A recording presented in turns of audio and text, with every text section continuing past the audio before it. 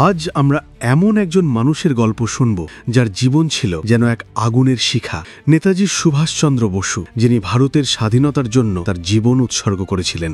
এর আগের পর্বে আমরা আলোচনা করেছিলাম নেতাজির শৈশব জীবন নিয়ে। আপনি যদি সেই পর্বটি না দেখে থাকেন তাহলে ভিডিওর ডেসক্রিপশনে লিংক দেওয়া আছে, দেখে নিতে ভুলবেন না। আজ আমরা তুলে ধরব নেতাজির কর্মজীবন ও রাজনৈতিক জীবনের ইতিহাস। 1921 সালের 16 জুলাই বোম্বাই শহরে এসে পৌঁছালেন এক তরুণ। চোখে ছিল স্বাধীন ভারতের স্বপ্ন। মাত্র 24 বছর বয়সী সুভাষচন্দ্র বসু, যিনি সেদিন নেমেই ছুটে গেলেন মহাত্মা গান্ধীর কাছে। তখন 51 বছর বয়সী গান্ধীজি অসহযোগ আন্দোলনের নেতৃত্ব দিচ্ছেন, এক আন্দোলন যা ভারতবর্ষে ঝড় তোলে এবং পরবর্তী কয়েক দশকের ভিত গড়ে দেয় স্বাধীনতার পথে। সেদিনই বিকেলে নেতাজির সাথে দেখা করতে রাজি হন গান্ধীজি এবং শুরু হয় এক ইতিহাসের সাক্ষাৎ। অনেক বছর পর সেই সাক্ষাতের স্মৃতিচারণায় নেতাজি লিখেছিলেন, তিনি যেন প্রশ্নবাণে জর্জরিত করেছিলেন গান্ধীজিকে। তার মনে হয়েছিল গান্ধীজির উত্তরগুলো অস্পষ্ট, তার লক্ষ্যগুলোও ঝাপসা, আর স্বাধীনতা লাভের পরিকল্পনাও ছিল ধোঁয়াশায় ঘেরা। দুই পথ, দুই দৃষ্টিভঙ্গি। গান্ধীজি ছিলেন অহিংসার পূজারী, বলতেন শক্তির বিরুদ্ধে লড়াইও হতে হবে শান্তির পথে। আর নেতাজি, তিনি বিশ্বাস করতেন ঔপনিবেশিক শক্তিকে হটাতে হলে প্রয়োজনে যে কোনো উপায় গ্রহণযোগ্য। তাদের এই প্রথম সাক্ষাতেই পরিষ্কার হয়ে গেল তারা ভিন্ন পথের পথিক। তবে ইতিহাসবিদ লিওনার্ড গর্ডনের মতে গান্ধীজি একেবারে দূরে ঠেলে দেননি সুভাষকে, বরং তাকে পাঠিয়েছিলেন বাংলার নেতা চিত্তরঞ্জন দাসের কাছে। আর সেখানেই নেতাজি খুঁজে পান নিজের রাজনৈতিক আদর্শের প্রতিচ্ছবি। চিত্তরঞ্জন দাস ছিলেন আরও চরমপন্থী, আরও নমনীয়, আরও বেশি তরুণদের অনুপ্রেরণার উৎস। তিনি ছিলেন সেই নেতা যার নেতৃত্বে সুভাষ প্রবেশ করেন জাতীয়তাবাদী রাজনীতিতে। এরপর প্রায় 2 দশক নেতাজি সুভাষচন্দ্র বসু নিজেকে বিলিয়ে দেন ভারতীয় জাতীয় কংগ্রেসের রাজনীতিতে। দেশবন্ধুর উদ্যোগে শুরু হয় স্বরাজ পত্রিকা, আর সেই পত্রিকার মাধ্যমে নেতাজি প্রবেশ করেন সক্রিয় রাজনৈতিক প্রচারে। তিনি দায়িত্ব নেন বঙ্গীয় প্রাদেশিক কংগ্রেস কমিটির প্রচার বিভাগের। 1923 সাল, মাত্র 26 বছর বয়সে সুভাষচন্দ্র বসু নির্বাচিত হন সর্বভারতীয় যুব কংগ্রেসের সভাপতি হিসেবে। একই সাথে তার কাঁধে তুলে দেওয়া হয় বঙ্গীয় প্রাদেশিক কংগ্রেসের সম্পাদকের দায়িত্ব। তিনি তখন শুধু রাজনীতির ময়দানেই নন, কলমের লড়াইটাও চালিয়ে যাচ্ছিলেন সমান তালে। চিত্তরঞ্জন দাসের প্রতিষ্ঠিত ফরওয়ার্ড পত্রিকার সম্পাদক হিসেবে কাজ শুরু করেন তিনি। তারুণ্যের দীপ্তি, আদর্শের আগুন আর নেতৃত্বের স্পষ্টতা, সব মিলিয়ে সুভাষ তখন ভারতের রাজনৈতিক আকাশে উদীয়মান এক নতুন সূর্য। 1924 সালে চিত্তরঞ্জন দাস যখন কলকাতার মেয়র হিসেবে নির্বাচিত হন, তখন সুভাষকেও তুলে নেন নিজের প্রশাসনিক সহচর হিসেবে। নেতাজি হন কলকাতা পৌর সংস্থার প্রধান নির্বাহী কর্মকর্তা। এ যেন এক নতুন অধ্যায়, যেখানে রাজনীতি আর প্রশাসন হাতে হাত ধরে স্বাধীনতার পথে অগ্রসর হচ্ছিল। কিন্তু এই উত্থান দীর্ঘস্থায়ী হল না। 1925 সালে ব্রিটিশ সরকার বুঝে ফেলল সুভাষচন্দ্র বসুর প্রভাব আর তার বিপদ। তাকে গ্রেফতার করে পাঠানো হয় বহুদূরের মান্দালয়ের কারাগারে। সেখানে বন্দিত্বের মধ্যেই ধীরে ধীরে গ্রাস করে নিল এক নিষ্ঠুর রোগ, যক্ষ্মা। শরীর দুর্বল হয়ে পড়ল, কিন্তু মন সে ছিল অটল, অবিচল, আগুনের মতো। 1927 সাল, দীর্ঘ কারাবাসের পর সুভাষচন্দ্র বসু মুক্ত হলেন ব্রিটিশদের শৃঙ্খল থেকে। বেরিয়ে তিনি সরাসরি ঝাঁপিয়ে পড়লেন জাতীয় রাজনীতিতে, হলেন ভারতীয় জাতীয় কংগ্রেসের সাধারণ সম্পাদক। তার পাশে তখন আরেক তরুণ নেতা জওহরলাল নেহেরু। দুজনে মিলে শুরু করলেন স্বাধীনতার পথে নতুন এক অধ্যায়। 1928 সালের ডিসেম্বর কলকাতায় কংগ্রেসের বার্ষিক সভা অনুষ্ঠিত হয়। এই সভায় সুভাষচন্দ্র বসু ছিলেন স্বেচ্ছাসেবক বাহিনীর সর্বোচ্চ দায়িত্বে, জেনারেল অফিসার কমান্ডিং, জিওসি। তার বাগ্মিতা, নেতৃত্ব গুণ আর শৃঙ্খলার প্রতি শ্রদ্ধা সকলের মন জয় করে। কিন্তু খুব বেশি দিন স্থিতি রইল না। কিছুদিনের মধ্যেই আবারও গ্রেফতার হন সুভাষ। আইন অমান্য আন্দোলনের নেতৃত্ব দেওয়ার অপরাধে তাকে পাঠানো হয় জেলে। তবু থেমে যাননি তিনি। 1930 সালে জেল থেকে মুক্তি পেয়ে কলকাতার মেয়র নির্বাচিত হন। জনগণের আস্থা আর ভালোবাসায় তিনি হয়ে উঠলেন শহরের অভিভাবক। এরপর শুরু হয় নতুন এক পর্ব। 1930-এর দশকের মাঝামাঝি সময় সুভাষচন্দ্র বসু পাড়ি জমান ইউরোপে। সেখানে তিনি দেখা করেন ভারতীয় ছাত্রদের সঙ্গে।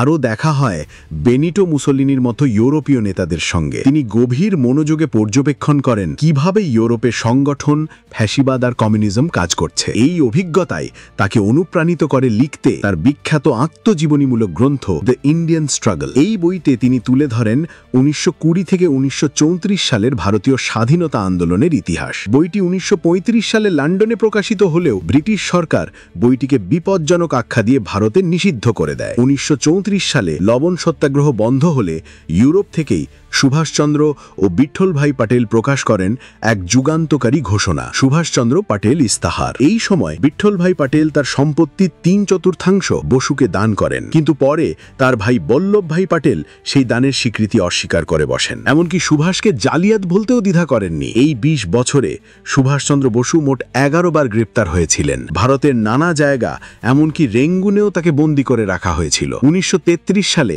তাকে ইউরোপে নির্বাসনে পাঠানো হয়, আর সেখানেই ভিয়েনাতে 1934 সালে তার জীবনে আসে এক নতুন রং। তার পরিচয় হয় জার্মান নারী এমিলি শেঙ্কেলের সঙ্গে। 3 বছর পর 1937 সালে অস্ট্রিয়ার ব্যাড গ্যাস্টিনে তাদের বিয়ে হয়। তাদের কন্যার নাম রাখা হয় আনিতা বসু পাফ। তবে আজও অনেকেই সম্পর্ক নিয়ে সন্দেহ প্রকাশ করেন। সুভাষচন্দ্র বসুর দল ফরওয়ার্ড ব্লক তো সরাসরি এই তথ্য অস্বীকারই করেছে, কিন্তু ইতিহাস সবসময় স্পষ্ট নয়। সুভাষচন্দ্র বসুর জীবন যেমনই হোক, তার প্রতিটি অধ্যায় ছিল রুদ্ধশ্বাস, সংগ্রামী আর এক অতল বিশ্বাসে ভরা স্বাধীন ভারতের স্বপ্নে।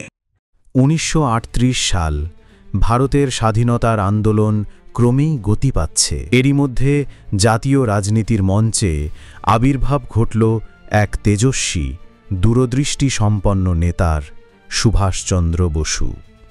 তার কণ্ঠে নতুন সুর। শুধু স্বাধীনতাই নয়, চাই সমাজতান্ত্রিক এক নতুন ভারত গড়ে তোলার স্বপ্ন। কংগ্রেসের প্রেসিডেন্ট হওয়ার প্রস্তাব এলো, তিনি রাজি হলেন, কিন্তু তার স্বপ্ন ছিল কিছুটা আলাদা। ব্রিটিশদের বিরুদ্ধে লড়াই চাই চূড়ান্তভাবে, প্রয়োজনে বল প্রয়োগেও।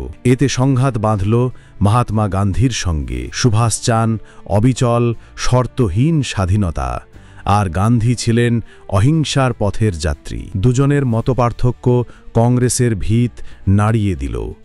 সভাপতি নির্বাচনে সুভাষচন্দ্র প্রতিদ্বন্দ্বিতা করলেন গান্ধীর পছন্দের প্রার্থী পট্টভি সীতারামাইয়ারের বিরুদ্ধে, আর জয়ী হলেন। এক বিশাল বিজয়, কিন্তু দলের ভেতরে বিচ্ছেদের সূচনা। মুথু রামালিঙ্গাম থেভার ছিলেন দক্ষিণ ভারতের সেই কণ্ঠ, যিনি দৃপ্ত কণ্ঠে বলেছিলেন, নেতাজির সঙ্গে আছি। কংগ্রেস ভেঙে বেরিয়ে এসে নেতাজি গড়লেন ফরওয়ার্ড ব্লক, এক নতুন দিশা, এক নতুন সংগ্রাম। এদিকে দ্বিতীয় বিশ্বযুদ্ধ শুরু। ব্রিটিশরা ভারতের পক্ষে যুদ্ধ ঘোষণা করে কংগ্রেসকে উপেক্ষা করল। সুভাষ প্রতিবাদ করলেন, বিক্ষোভ করলেন এবং শেষমেশ বন্দী হলেন। 1941 সালের জানুয়ারি, গভীর রাত, একটি চাদর মুড়ি দিয়ে পাঠান সেজে নিজের এলগিন রোডের বাড়ি থেকে গোপনে পালিয়ে গেলেন সুভাষচন্দ্র, সঙ্গে ভাগ্নে শিশির বসু। গন্তব্য আফগানিস্তান, সোভিয়েত রাশিয়া হয়ে জার্মানি। এক অভূতপূর্ব যাত্রা শুরু হল। নিরাপত্তা এড়িয়ে, ছদ্মবেশে, দাড়ি রেখে, বোবা সেজে এভাবে পালিয়ে জার্মানির বার্লিনে পৌঁছলেন সুভাষচন্দ্র। সেখানে Azad Hind radio, free India centre, এমনকি আজাদ হিন্দ বাহিনীর সূচনা করলেন। নাৎসি বাহিনীর সঙ্গে যুক্ত হল এই বাহিনী, যদিও মনে প্রাণে নেতাজি ছিলেন বামপন্থার একজন সৈনিক। তাই হিটলারের আগ্রাসন দেখে হতাশ হয়েছিলেন, সরে গিয়েছিলেন। এই হতাশার মধ্যেই এক নতুন দিগন্ত খুলে গেল, জাপান। 1943 সালে এক জার্মান ডুবোজাহাজ থেকে জাপানি ডুবোজাহাজে সিভিলিয়ান হস্তান্তরের মধ্য দিয়ে যাত্রা করলেন জাপানের পথে। এই ভ্রমণ ইতিহাসে নজিরবিহীন। জাপানে পৌঁছে নেতাজি গড়ে তুললেন আজাদ হিন্দ হাউজের নতুন সংস্করণ। পুরনো নেতারা ছিলেন, নতুন সেনা যোগ দিল, আর ছিল এক বিশেষ ইউনিট, ঝাঁসি রানী রেজিমেন্ট, নারীদের নিয়ে গঠিত এক সাহসী বাহিনী। নেতাজি শুধু অস্ত্রের ভাষা বোঝাতেন না, তিনি স্বাধীনতার স্বপ্ন দেখাতেন হৃদয়ে হৃদয়ে। তোমরা আমাকে রক্ত দাও, আমি তোমাদের স্বাধীনতা দেব। এই মহাকাব্যিক আহ্বানে কেঁপে উঠেছিল বর্মার মাটি। ভারতীয়দের হৃদয়ে বাজছিল স্বাধীনতার দামামা। আজাদ হিন্দ সরকার প্রতিষ্ঠা পেল, নিজস্ব পতাকা, মুদ্রা, ডাক, আদালত, সব কিছু। বিশ্বের কিছু শক্তিধর রাষ্ট্র স্বীকৃতি দিল এই ছায়া সরকারের অস্তিত্বকে।